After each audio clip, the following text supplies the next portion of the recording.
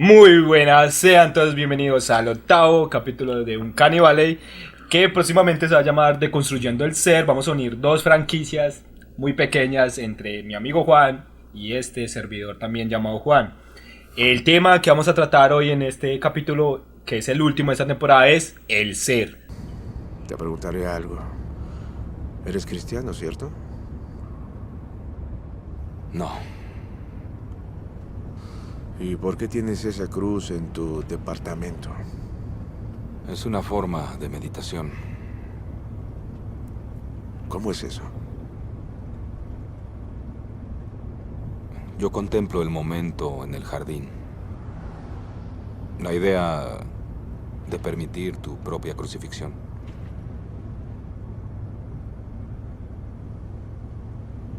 Pero si no eres cristiano, entonces ¿en qué crees, amigo? Creo que la gente no debería hablar de esta mierda en el trabajo. Espera.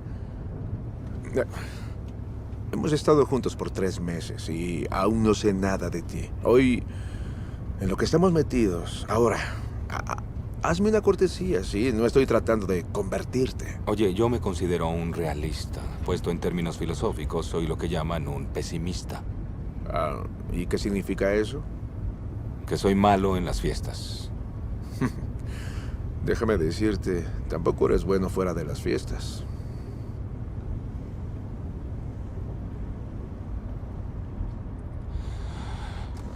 Creo que la conciencia humana es un trágico paso en falso en la evolución.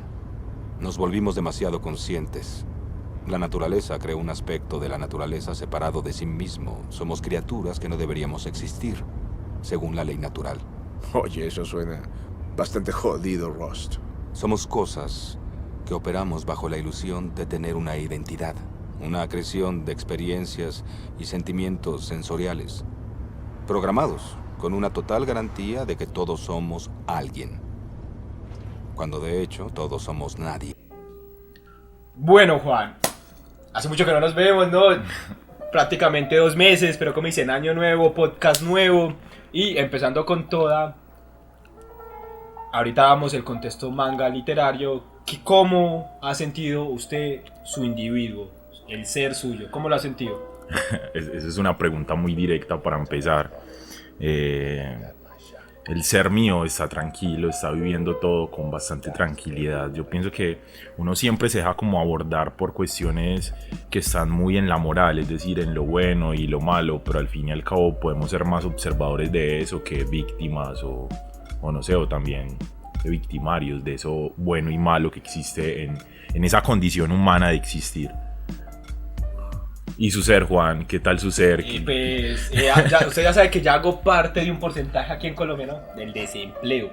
Pero pues no, el ser muy bien. Es cierto, Juan, ya se graduó. Sí, ya. Bravo. Que el editor, que es usted, ponga sonidos de aplausos al fondo. Ahí está, ahí. Sí. Bueno, no, pues muy bien, muy contento, ya que pues todo ha salido relativamente bien, mucha presión por encontrar un trabajo, ¿no? Es como lo que en estos instantes me aterra, pero me aferro a que algo va a salir. Yo apuesto que los jóvenes finlandeses no están preocupados por eso. Están preocupados para hacer tenis. Pero bueno, pero sí, han sido días complicados, pero no a Sara.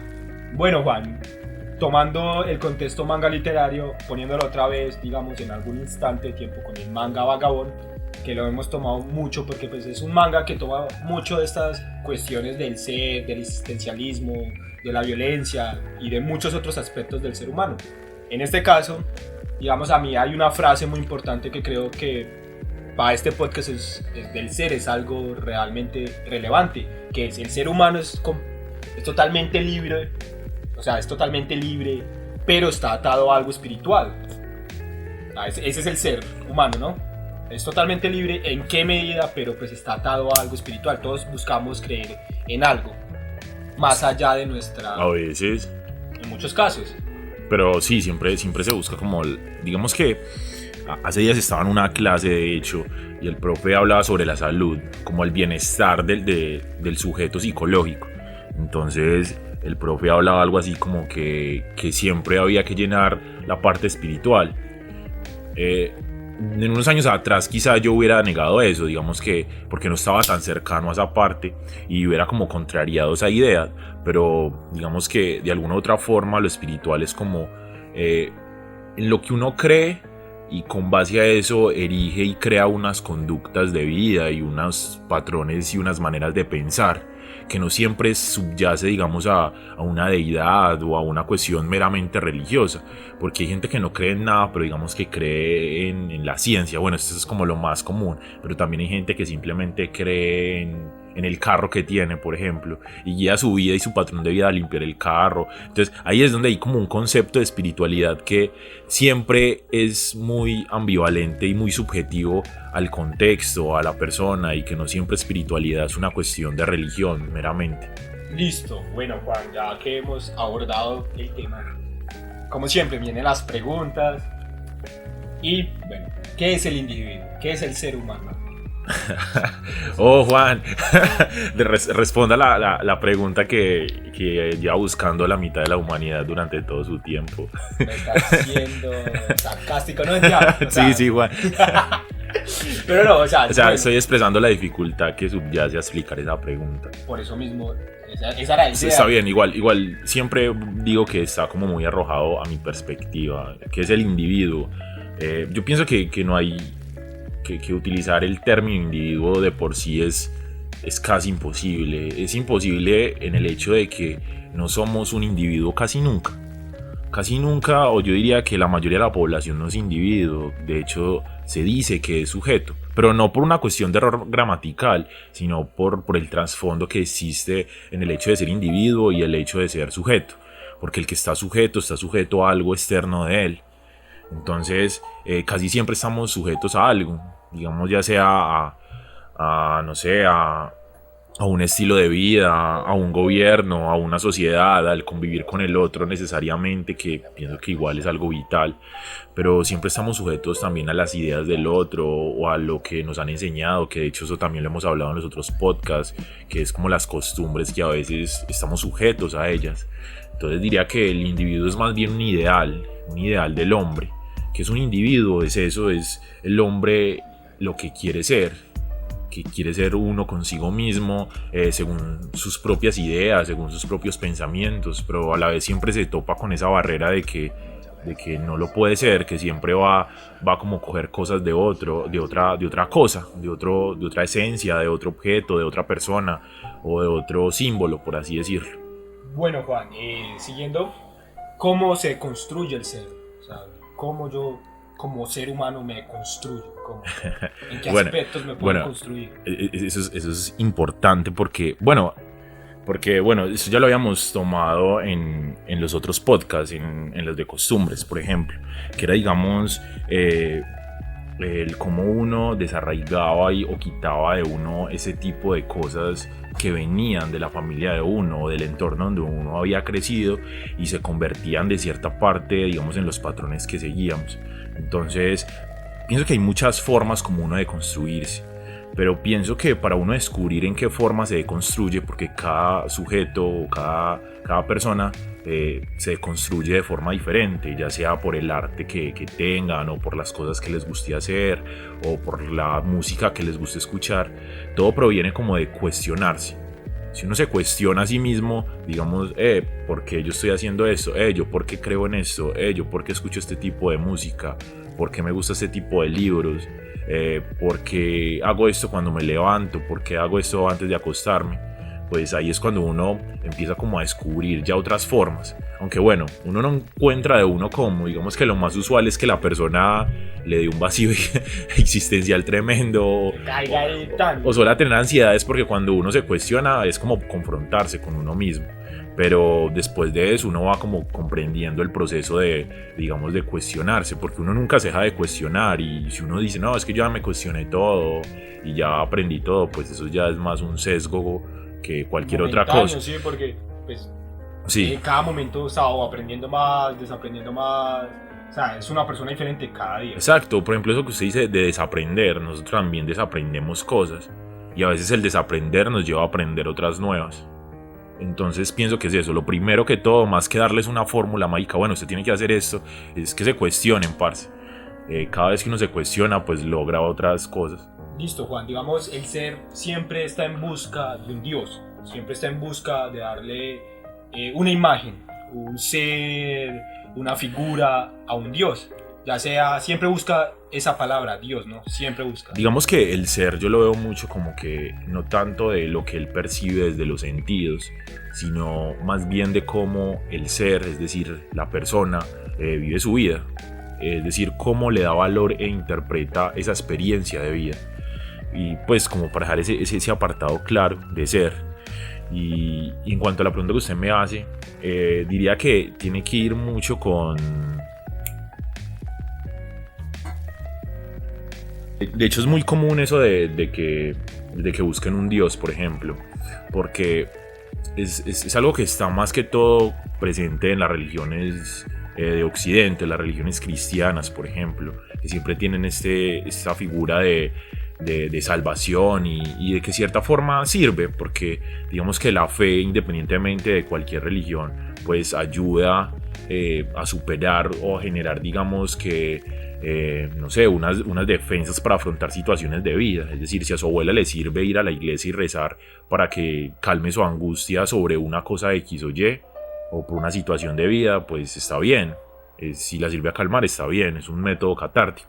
Pero más allá, como ahondando en el símbolo de Dios, de hecho es muy frecuente que, digamos, uno esté hablando, o a mí me pasa que a veces menciono cosas sobre budismo o taoísmo y la gente llega y me pregunta, bueno, ¿y cuál es el Dios de eso? Porque siempre está como el símbolo de Dios importante y uno se queda como que, bueno, pero el budismo no tiene Dios. Bueno, en la cuestión filosófica y todo eso no tiene un Dios, porque se fundamenta más y se basa más en el concepto de filosofía de vida, es decir, de las cosas que el hombre debe de hacer para vivir la vida plenamente o en tranquilidad. Listo, Juan. Digamos, en algún instante yo veo de pronto muchos mangas, muchas historietas, que el ser humano se supera a sí mismo, ya sea siguiendo un plan de entrenamiento realeta, pero en unos casos hay ciertos personajes que por medio de la meditación, ¿no? Por medio de la contemplación alcanzan la iluminación. ¿Tú qué piensas de eso? ¿Qué piensas de ese ser humano más allá del ser humano? Es que de hecho uno se pone como a ver eso y existen como formas de cómo, entre comillas, trascender. Porque digamos que Cristo, por ejemplo, me parece de hecho muy curiosa la filosofía del cristianismo y de la figura de Cristo, porque él se hace divino después del sufrimiento. O sea, por ejemplo, Siddhartha Gautama, el tercer Buda, el tipo se sienta bajo un árbol a meditar y alcanza la iluminación. Más o menos así es la historia, en pocas palabras.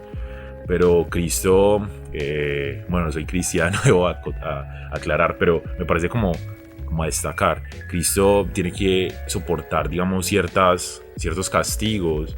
De hecho, la crucifixión en sí, todo ese evento simbólico, es como la muestra de que Jesús tuvo que sufrir de alguna u otra forma para alcanzar su iluminación. Entonces, lo veo más como, bueno, se puede ver desde muchas perspectivas. Por ejemplo, lo que decíamos, Buda lo hacía más como desde la tranquilidad, es decir, viviendo una vida asceta, privándose de los placeres, porque eso también es una forma de sufrir, de sufrimiento al ser humano, que está lleno como de todos esos instintos de conseguir placer, ya sea de la comida, ya sea de pareja o en sus múltiples dimensiones. Y entonces uno debe observar también esas cosas en las doctrinas religiosas y espirituales de alguna u otra forma, es decir, cómo se obtiene la tranquilidad o la iluminación, que la iluminación no es algo así como fantasioso de que, bueno, trascendí y todo eso, es más bien un estado mental. Bueno, Juan, digamos, en algún instante yo leí de un filósofo llamado Schopenhauer, el viejo Chopin, que nosotros éramos representación de la voluntad, que nosotros la voluntad era lo importante, era la voluntad de vivir, ¿no? Y ahí ya se plasmaba todo lo que era su doctrina filosófica, ¿no? Sí. Que era sobre la voluntad. ¿Qué piensas sobre la voluntad? Bueno, es que Chopin habla de... O sea, Chopin tiene como varios momentos. Yo no he leído mucho de Chopin, pero lo que más o menos sé es que el sujeto... O sea, tiene también una perspectiva ambivalente de la voluntad de vivir, porque él la ve como esta voluntad de vivir, es decir, lo que nos complace del vivir, que por otros autores es tomado como los instintos, es decir, nosotros también tenemos un impulso de sobrevivir, por eso pues tenemos miedos a ciertas cosas, bueno, que tenemos ese impulso de sobrevivir y de mantenernos con vida y también de procrearnos, pero Chopin también dice como que esa voluntad de vivir nos puede causar malestar. De hecho, en algún punto Chopin habla sobre que lo mejor sería que supiéramos que existe esa voluntad de vivir, es decir, ese instinto de vivir, pero a su vez también lo evitáramos, sabiendo que existe, para que no nos cause, digamos, malestar. De hecho, también Freud hace días estaba como haciendo esa analogía entre la voluntad y que se aplica en la psicología. Pues el tipo es un autor de la psicología, Freud. El tipo en el psicoanálisis propone algo que se llama el eros y el tánatos. Entonces son como dos fuerzas, o sea, son símbolos de fuerzas internas que refieren a los instintos, al instinto de vivir y al instinto también autodestructivo, que eso está implícito en la voluntad de vivir. Digamos que eso se representa en más que todo en los malos hábitos, por ejemplo. Digamos, el beber alcohol, el consumir tabaco, son cosas que pueden lesionarnos, es decir, pueden provocar daños a nosotros.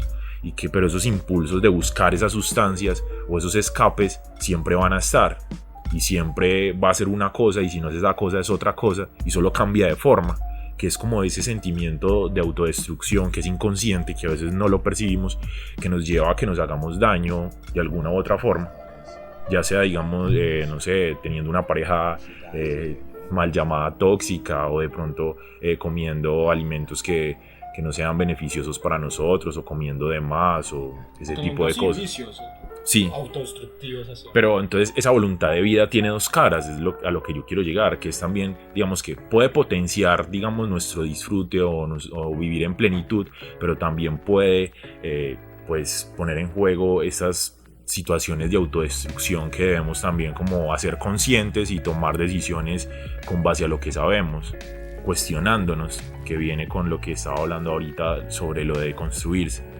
Bueno, Juan, le damos aquí un corte, terminamos este podcast, esta primera temporada. Quería decir de qué va a tratar posiblemente la otra temporada, posiblemente, entre comillas, van a tratar de roles literarios y empezaríamos, si algo, con el héroe. Vamos a hablar ya del héroe. No, no. Aunque ahorita divagamos, eso es lo chistoso. Terminamos el podcast y divagamos. Pero siempre agradeciéndole a usted por colocarle toda la lógica a esta primera temporada y lo que empezamos de la segunda temporada. Muchas gracias a todos.